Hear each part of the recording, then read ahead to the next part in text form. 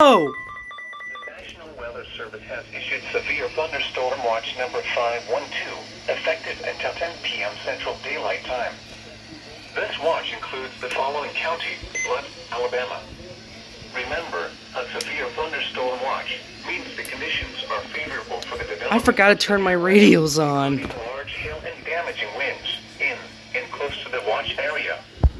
While severe weather may not be imminent, persons should remain alert for rapidly changing weather conditions and listen for later statements and possible warnings. Stay tuned to NOAA Weather Radio, commercial radio and television outlets, or internet sources for the latest severe weather information.